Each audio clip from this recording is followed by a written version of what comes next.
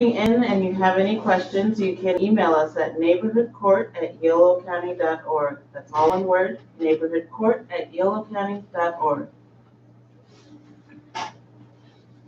Thank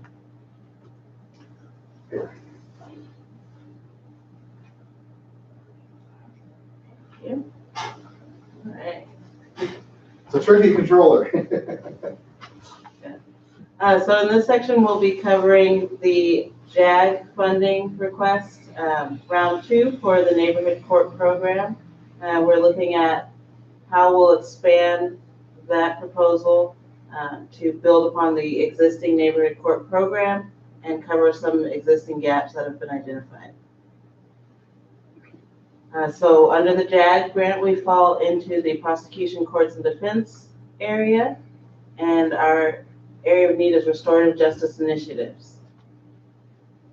The Yolo County District Attorney has several diversion programs, neighborhood court being the foundational restorative justice program. We also have the full service expansion, which covers those who have mental health and addiction issues and are receiving current case management. We are looking at a felony expansion to cover some more serious offense types. And then we have the Prop 47 funded Steps to Success program, which deals with those who have mental health and addiction issues and are not currently receiving case management and are Yolo County residents. So again, some of the identified gaps are the felony cases that would be appropriate for this program, those who are currently receiving social services and so would not be eligible for the Steps to Success program, and then just looking at how we can further support quality of life improvements for participants in the program, meaning that those who go through are not only able to complete their agreements in the program, but are able to achieve greater success and remain, avoid committing future offenses in the future. So again, this fits into our network of diversion options, neighborhood court being kind of the base program, and then expanding upon that to those who are needing some sort of case management, those with existing case management, those with mental health or substance use disorders under the Steps to Success program, those who are seriously mentally ill in the mental health court program, and those with serious addiction disorders, and also serious felony offenses in the addiction court. The neighborhood court itself is really built on the foundation of restorative justice, which looks at crimes as harms or as acts that cause harm to relationships and the community. So it's really taking a different perspective on the best way to address those offenses. The goal is to put key decisions in the hands of those most affected by crime. And that means that victims, both direct and indirect, being the community, are going to be involved throughout the process. It also looks at having a more healing or restorative approach that looks at the full picture of the offense, the root of the issue, as well as those affected, and then goes on to look at how to reduce the likelihood of future offenses and also make sure that victims are engaged throughout the process. Neighborhood court is completely confidential. We want participants to be able to engage in an open and honest manner. So we ensure that if they go through this option, whatever they say will not be used in court if for any reason they disengage from the program or the case is brought to court after the fact because they fail to complete. We want people to really be able to accept the conduct that they've been cited for, have a discussion about it, and really make some true changes.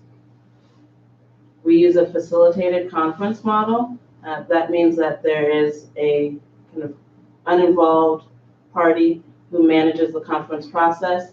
They're not going to be directly engaged in the discussion that happens, but they ensure the safety of the process and make sure that it follows our 3-step conference model. And then within the circle that we use are the panelists who are members of the community where the offense occurred. They represent that local community and speak to the harms experienced by the community. And then the participant themselves who will share their story and go through that process of identifying the harms and having that discussion with the community members. For some of our expanded options where there may be case management or direct victim, there can be other parties involved, but it's still using that same basic circle format.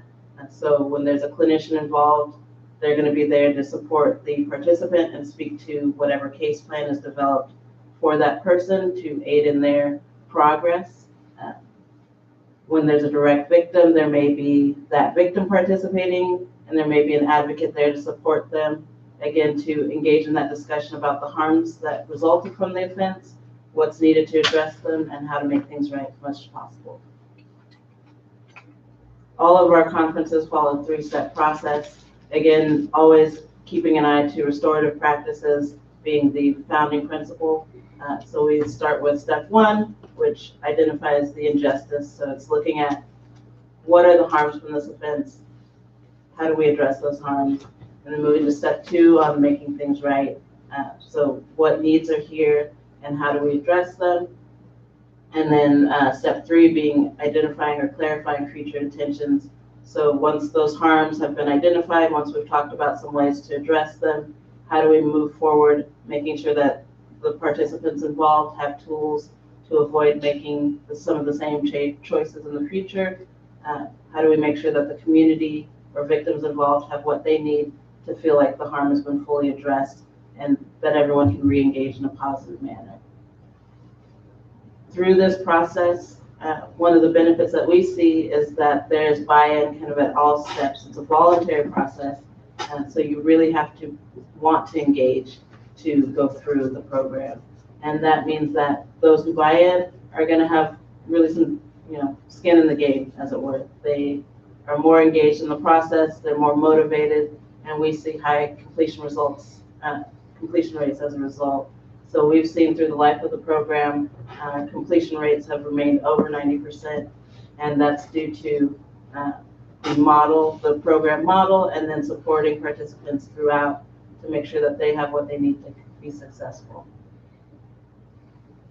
Again, we also see low recidivism rates, being low occurrences of rearrest or conviction, with those rates being under 6% for the first year following completion, and then under 4% for rates of reconviction, and then remaining under 15% after 3 years following completion in the program. So what we're looking at as far as our round two proposal is what further supports are needed to make sure that as we expand to a wider variety, a wider portion of the population, we are fully supporting them throughout this process. What's needed to make sure that their needs are met? What do volunteers need to make sure that they are prepared to engage in this process?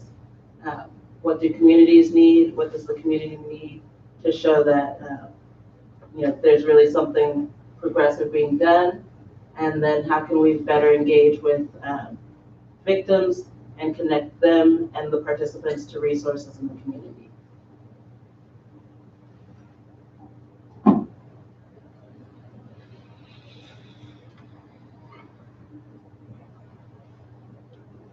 And again, if there are questions, we will be responding to the neighborhood court email at neighborhoodcourt@yolocounty.org.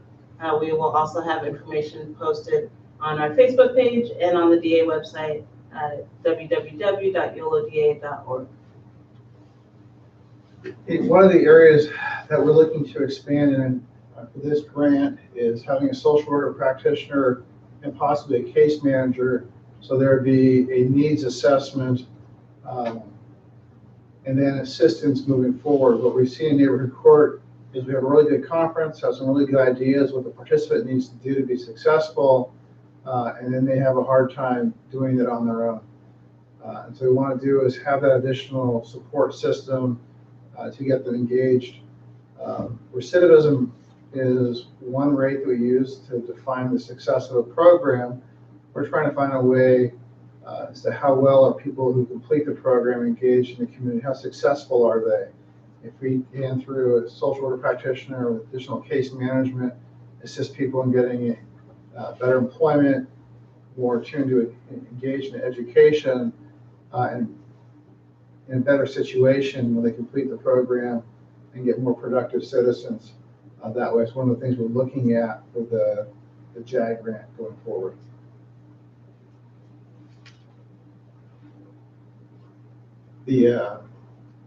Let's go back one place. Oops, lose it. Oh well, it's okay. And one of the aspects, we're in Winters tonight, and so we want to get conferences established in Winters with Winters citizens resolving Winters cases.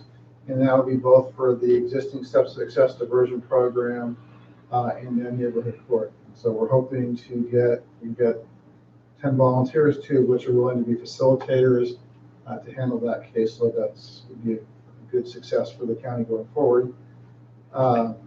We have a large audience in the ring. If anyone's out there seeing this, we do have the neighborhood court at yellowcounty.org email address. If you have questions, suggestions, we will be back out in Winters again, trying to primarily focus on volunteer recruitment in the community. And it's been suggested to me that Wednesday evenings are better than Mondays.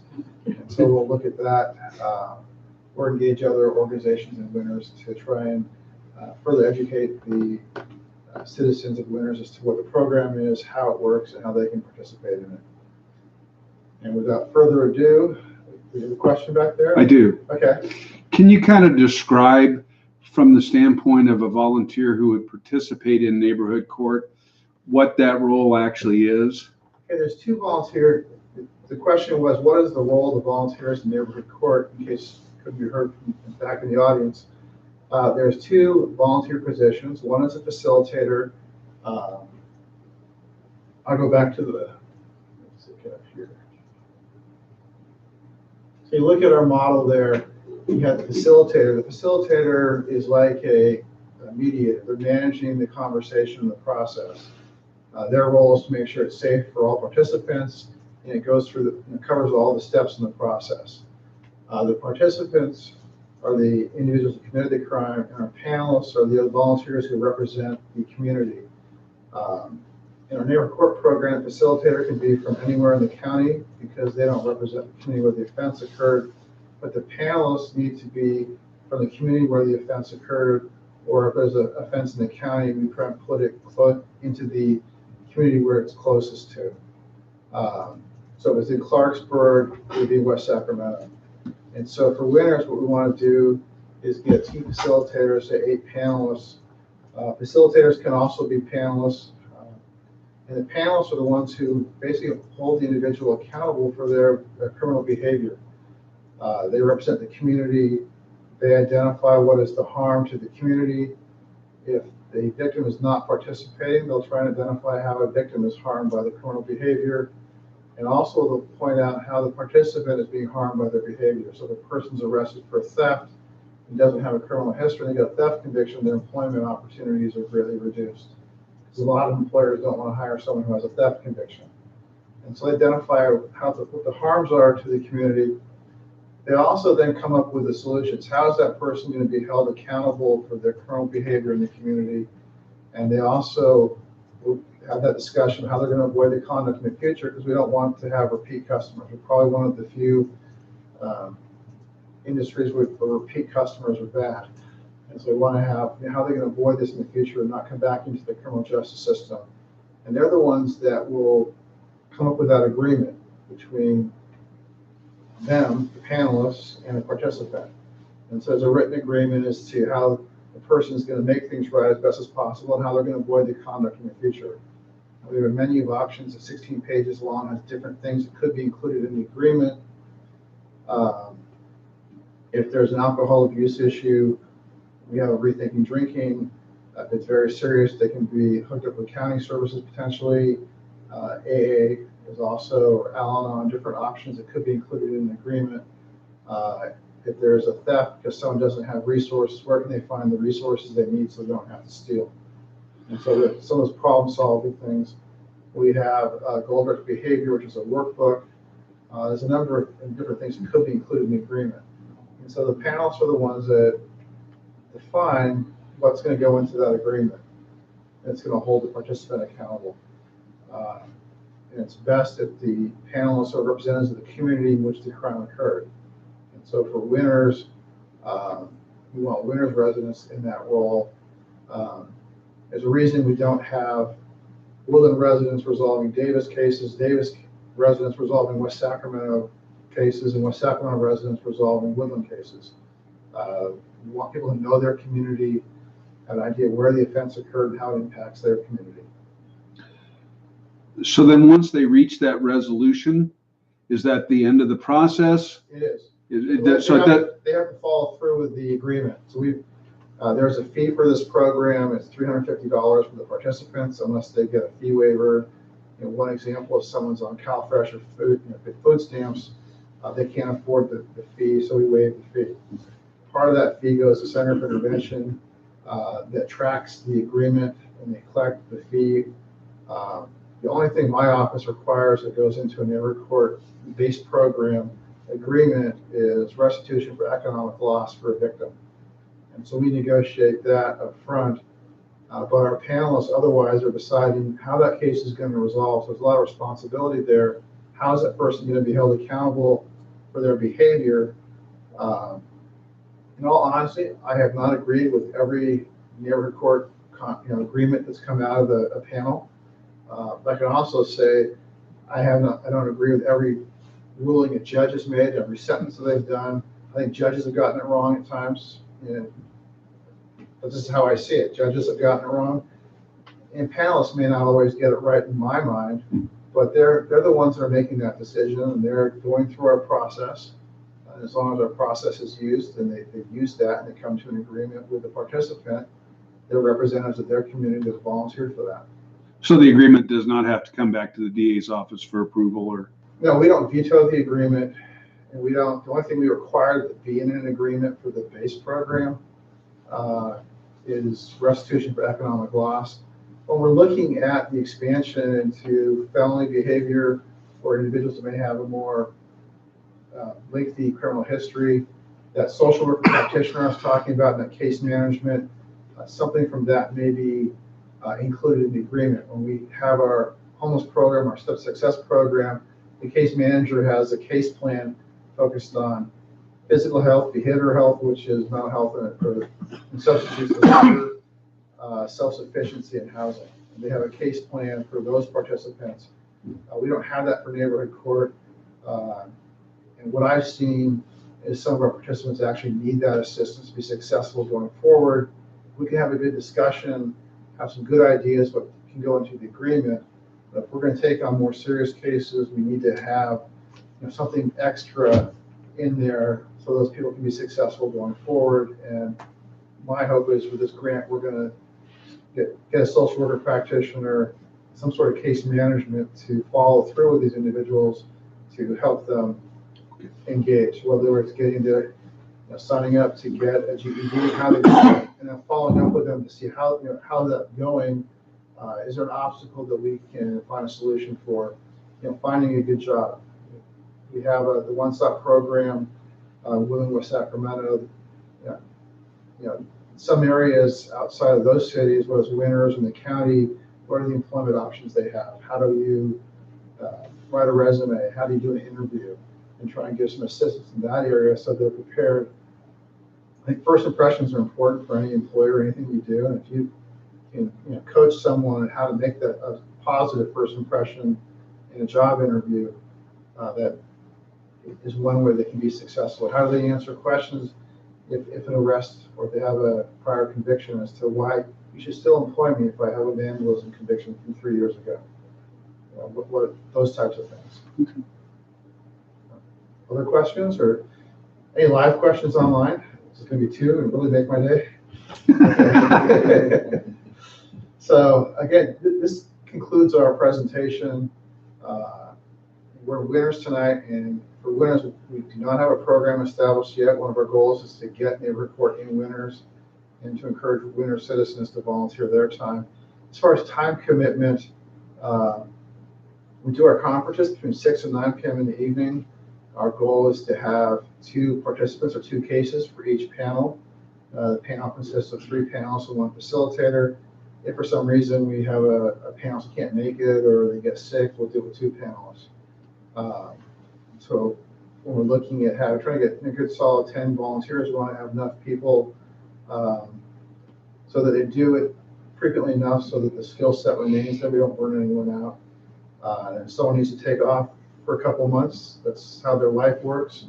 That's okay. And we've had that in different cities. I've had people get cancer, beat cancer, and come back and volunteer again. Wow. So we want to just get that basic volunteer base to be successful going forward.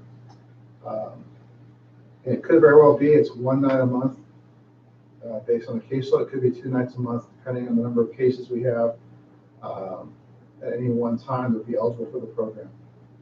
And so the hardest part about volunteering is getting through an all-day training on a Saturday.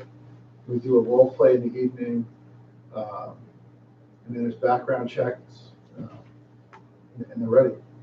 We'd like people to observe a conference, but in every city we start a new program, we always have that first conference where people just go in and do it. Any other questions or nothing online? It's always good to sometimes end things early. Absolutely. So we train a standard all the time here.